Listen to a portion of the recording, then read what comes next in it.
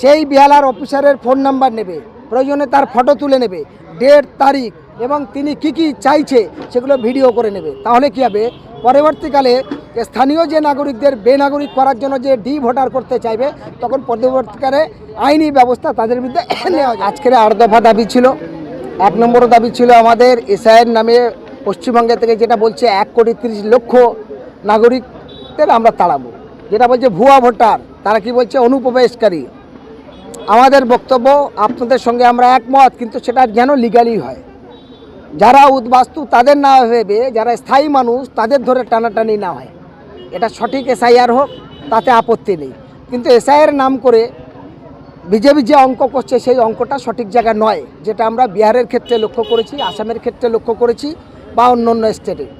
হ্যাঁ, এমনও ভোটার আছে, সেটা অস্বীকারের জায়গা নেই কোথাও, যে 2 জায়গা 3 জায়গায় করে ভোটার, হ্যাঁ এমনও ঘটনা আছে, অস্বীকারের জায়গা নেই, কিন্তু সেইগুলো বাছাই করে সঠিকভাবে হলে অসুবিধা নেই। কিন্তু এসআইআরের নাম করে ভোটের ফায়দা লুটে এখানকার সঠিক মানুষকে বেনাগরিক করে দেবে, ভোটার দেবে, এটাতে মেনে নেওয়া যাবে না। 1, 2 হলো প্রত্যেকটা মানুষের কাছে আবেদন, যেখানে এই সমস্যা দেখা যাবে, কোথাও আপনার বাড়িতে ধরুন এসআইআর করার জন্য আপনার এলাকায় বিএলআর অফিসার এসেছে, আপনারা নিশ্চয়ই তাদের সঙ্গে কথা বলবেন, সাধারণ মানুষ তার সঙ্গে কথা বলবে, কিন্তু সেই বিএলআর অফিসারের ফোন নাম্বার নেবে, প্রয়োজনে তার ফটো তুলে নেবে, ডেট তারিখ এবং তিনি কি কি চাইছে সেগুলো ভিডিও করে নেবে। তাহলে কী হবে, পরবর্তীকালে স্থানীয় যে নাগরিকদের বেনাগরিক করার জন্য যে ভোটার করতে চাইবে, তখন পরবর্তীকালে আইনি ব্যবস্থা তাদের বিরুদ্ধে নেওয়া যাবে। আমি বাংলার প্রত্যেকটা সুবুদ্ধি সম্পন্ন মানুষের কাছে তাই বলতে চাই, কারণ এই সাম্প্রদায়িক বিজেপি বাংলা নয়, তামাম ভারতবর্ষের একই রকম হালাত তৈরি করেছে। আমরা অন্য অন্য স্টেটের ক্ষেত্রে লক্ষ্য করেছি, কারণ তাদের কথার কাজ কোনোটা মিল নেই। সেই না মিল থাকার কারণে এটা আশঙ্কাজনক অবস্থা বুঝতে পারছি। কারণ 2 তারিখে তিনি বলেছিলেন, আবার আচমকাভাবে 27 তারিখ রাত্রেবেলা ঘোষণা করে দিলেন যে 28 তারিখ থেকে এসআইআর চালু হচ্ছে।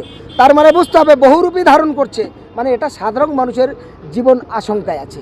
সেই জন্য করে এসআইআর সম্পর্কে মানুষকে একটু সচেতন হতে হবে। মমতা বন্দ্যোপাধ্যায় বলছেন পশ্চিমবাংলায় যতদিন মমতা এসআইআর করতে দেবে না সেখানেই এইবার তাদের নেতারা বলুক না। পশ্চিমবঙ্গে যারা তৃণমূল কংগ্রেসের নেতৃত্বরা আছে, হ্যাঁ আমাদের এটা রাজনীতির ব্যাপার না, কিন্তু তবু বলতে হবে, কারণ যেহেতু আমরা বাংলাভাষী, আমরা সমস্ত অন্যায়ের বিরুদ্ধে বলি, এটা বলতে হবে। কারণ তার সরকার, তার দল, তারা বলেছিল আমরা এসআইআর পশ্চিমবঙ্গে এনআরসি এনপিআর সিএ হতে দেব না, কিন্তু তারা কি করলেন, কেরালা বিধানসভায় এসআইআর বিরোধী বিল পাস হচ্ছে, এরা করলেন না। এরা পার্লামেন্টে সেই অর্থে নিন্দনীয় প্রস্তাব, এসআইআর বিরোধী সঠিক কথা তাদের কোনো প্রস্তাব নেই। এবং এরা কি করবে, কারণ ওদের টার্গেট তো সংখ্যালঘু মুসলমানদের বেশি। এদের এখন সংখ্যালঘু কোনো দপ্তরে মন্ত্রী নেই। বিগত 15 বছর মুসলমানকে টুপি পরানোর জায়গা হচ্ছে। যদি পার্টিগতভাবে বলা হয়, তাহলে তৃণমূল কংগ্রেস পশ্চিমবঙ্গে ক্ষমতা আসলে এই 13 বছর রানিং। কিন্তু আমার বক্তব্য, সিপিএম পিরিয়ডে 35 বছর, কংগ্রেস পিরিয়ডে মুসলমানদের জন্য সংখ্যালঘু একটা দপ্তর মন্ত্রী ছিল। তাহলে সেখানে পশ্চিমবঙ্গে যদি 3য় স্থান থাকার পরেও সেই সংখ্যালঘুদের কোনো মন্ত্রিত্ব নেই, তাহলে হবে এটা কোথায়? আর যে দপ্তর আছে সেগুলো কোনো গুরুত্ব নেই। সেটা আমাদের বলার বক্তব্য, এই মুহূর্তে দেশের যে পরিস্থিতি, সমস্ত হিংসা ভুলে মানুষকে ভালোবাসতে হবে, মানুষের পাশে দাঁড়াতে হবে, রাজনৈতিক এবং ধর্মীয় হিংসা বন্ধ রেখে সমস্ত মানুষের শান্তির বার্তা নিয়ে আপনাদের দায়িত্ব, কারণ আপনারা মানুষের ভোট নিয়ে মানুষের দায়িত্ব নিয়েছেন, সেই দায়িত্বহীনতার মতো না করে দায়িত্বটা সঠিকভাবে পালন করার আবেদন রাখছি। দাদা, তৃণমূল কংগ্রেসের নেতারা বলছে এসআইআর আবার কি, কে পশ্চিমবাংলায় কে থাকবে না থাকবে সেটা সিদ্ধান্ত করবে তৃণমূল কংগ্রেস, এই ধরনের বক্তব্য।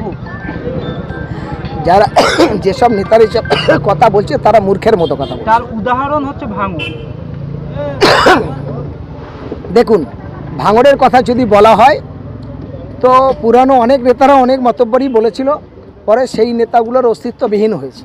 যদি বলা যায় কাইজুর, যদি বলা যায় আরাবুল ইসলাম, যদি বলা যায় জাহাঙ্গীর, যদি বলা যায় তো নানু হোসেন, আরও অনেক লিডার ছিল, ফলে তাদের অস্তিত্ববিহীন হয়েছে। ফলে আমার যেটা বলার, আজকের মানুষের প্রতি রাজনৈতিক দল, বড় যে দলগুলো আছে, তারা সেইভাবে ভবিষ্যৎবাণী মানুষের বিশ্বাস করতে পারছে না।